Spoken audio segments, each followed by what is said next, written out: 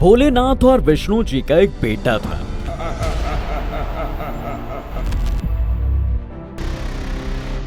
ये बात सुनने में बहुत अजीब लग रही होगी आपको, लेकिन ये बात बिल्कुल सच है। अब आप सोच रहे होंगे कि कौन था वो, क्या नाम है उनका। ऐसे कई सवाल आपके मन में उठ रहे होंगे, तो चलिए जानते हैं इस बारे में थोड़ा डिटेल में। नमस्कार दर्शकों, स्वागत है आपका द डिवाइन टेल्स पर। मित्रों, बहुत समय पहले की बात है, देवर्षि नारद कैलाश पर्वत पर गए, जहां महादेव और देवी पार्वती बैठे हुए थे। नारद जी ने वहां पहुंचकर श्री हरि के मोहिनी अवतार की इतनी तारीफ कर दी कि भोलेनाथ और देवी उमा उन्हें देखने के लिए इच्छुक हो गए। जिसके बाद सभी नारायण के लोक बैकुंठ पहुंचे और उनसे शिव जी कहने लगे, नारायण, आप एक बार अपना मोहिनी रूप हमें दिखाइए। शिव जी की बात सुनते ही विष्णु जी ने अपना मोहिनी रूप ले लिया। उनका वो रूप इतना सुंदर था कि भोलेनाथ भी उन पर मोहित हो गए और देवी मोहिनी के पीछे पीछे भागने लगे। वहीं इधर महिषासुर नाम का एक राक्षस था, जो अपनी शक्ति और ताकत से दुनिया पर राज करता था। उसे अपनी शक्तियों पर बहुत घमंड था, जिसकी वजह से वो आम लोगों के साथ साथ ऋषियों और मुनियों को भी परेशान किया करता था। जब ऋषि मुनि उसका कुछ नहीं कर सके, तो उसने देवताओं को भी परेशान करना शुरू कर दिया। देवता परेशान होकर देवी दुर्गा के पास अपनी आप बीती सुनने गए और महिषासुर से बचाने की विनती की। जिसके बाद देवी दुर्गा ने उनकी मदद की और महिषासुर का वध कर इंसानों और देवताओं को उससे मुक्त करवाया। लेकिन इस बात से महिषासुर की पत्नी यानी महिषा को बहुत दुख हुआ।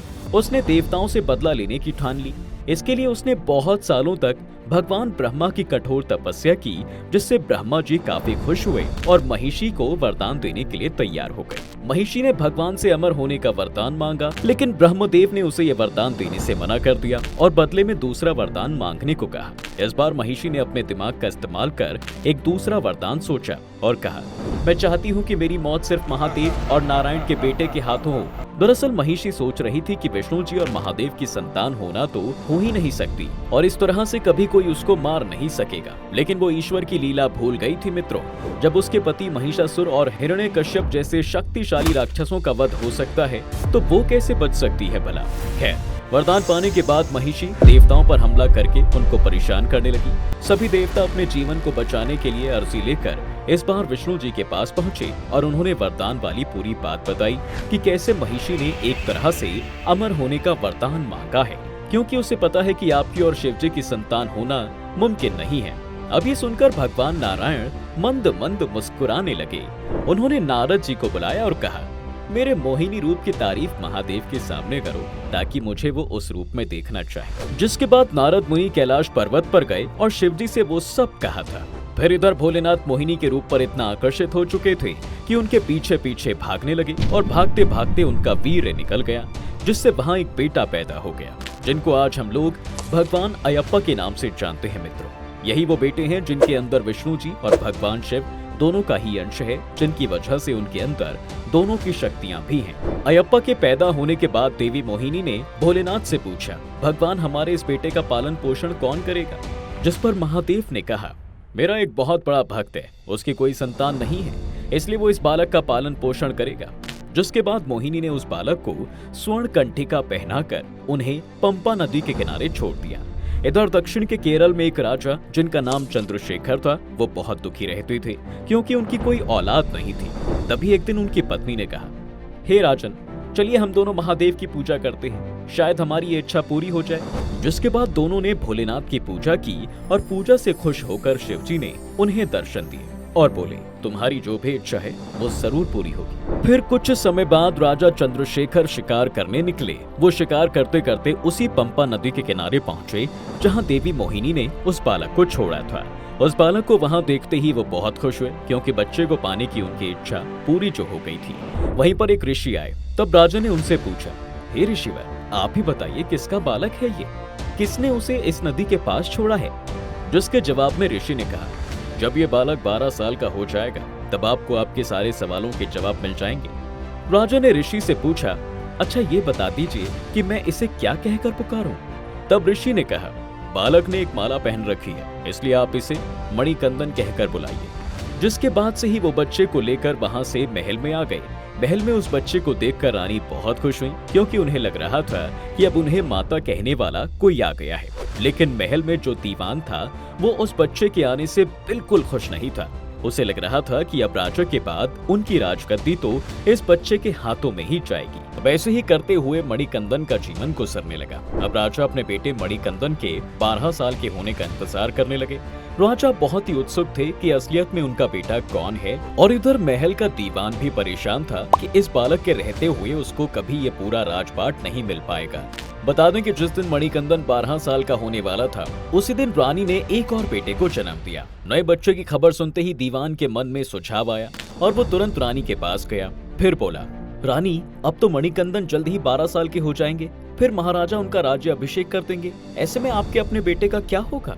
तब रानी बोली, दीवान, इसमें मैं क्या कर सकती हूँ? जिस पर दीवान बोला, मैं जैसा जैसा बोलता हूँ आप वैसा ही करिएगा। दीवान की बात को मानते हुए रानी ने हामी भर दी।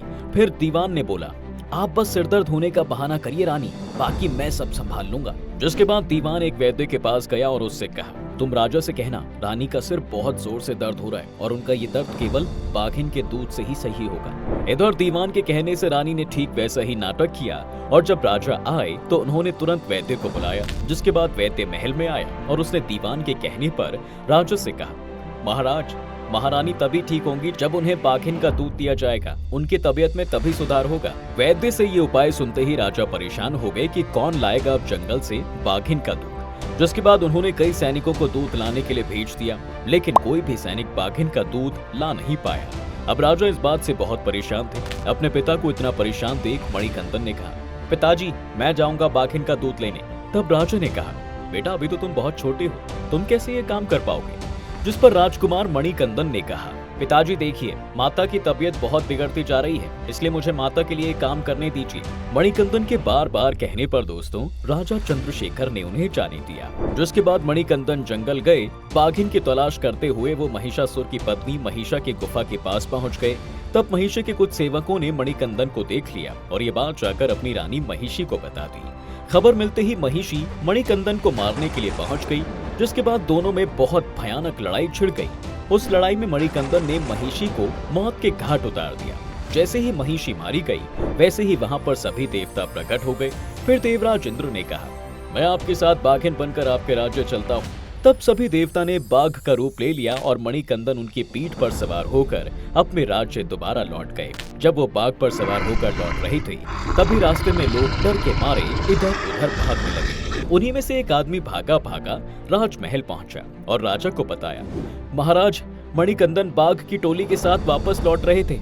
ये सुनते ही राजा को ध्यान आया कि आज मणिकंदन 12 साल का हो जाएगा, आज मुझे उसके बारे में सब कुछ पता चल जाएगा। तभी वहां पर एक चमत्कारी रोशनी आई और उसमें से आवाज आई, मणिकंदन कोई आम बालक नहीं है, बल्कि वो महादेव और विष्णु जी की संतान है। इतना कहते ही मित्रों वो रोशनी कहीं गायब हो गई और वहां पर तब तक मणिकंदन बाघ की टोली के साथ पहुंच गए। फिर राजा ने मणिकंदन से ये विनती की कि इन बाघों को हटा दीजिए, राज्य के लोग इनसे डर रहे हैं। जिसके बाद सभी देवता अपने असली रूप में आ गए और वहां से चले गए। फिर राजा ने मणिकंदन से कहा, आपके जंगल जाते ही मैंने दीवान और रानी की बात सुन ली थी, मैं इन्हें अभी सजा देता हूँ। पिता की बात सुनकर मणिकंदन ने कहा, पिताजी, इन्हें माफ कर दीजिए, इनकी वजह से मैंने महिषी को मार दिया है, इन्हीं दोनों की वजह से मेरा काम जल्दी पूरा हुआ है।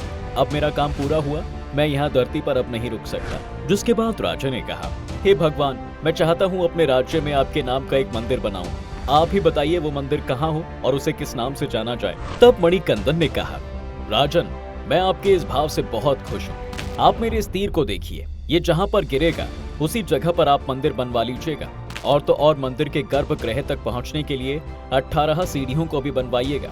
उसके बाद भगवान ने तीर छोड़ा और गायब हो गए। वो तीर दक्षिण में सबरीमला के पर्वतों पर जा गिरा। उस तीर का पीछा करते हुए राजा पहाड़ों के पास चढ़ गए और तीर के पास पहुंचकर सोचने लगे, मंदिर किस तरह से बनवाया जाए। ये सोचते हुए उन्होंने भगवान विश्वकर्मा को याद किया और उनकी देखरेख में मंदिर बनवाया। उन्होंने गर्भगृह तक पहुंचने के लिए 18 सीढ़ियां भी बनवाई, क्योंकि कहा जाता है मित्रों के भगवान अयप्पा 18 शास्त्रों से ज्ञाता हैं और ये 18 सीढ़ियां उन्हीं का प्रतीक है। कहते हैं मंदिर की पहली 5 सीढ़ियां आदमी की 5 इंद्रियों की तरफ संकेत करती हैं। अगली 8 सीढ़ियां मनुष्य के भावों को दर्शाती हैं, वहीं अगली 2 सीढ़ियां मानव के गुणों को और आखिरी 3 सीढ़ियां ज्ञान और अज्ञानता की सीढ़ियां मानी जाती हैं।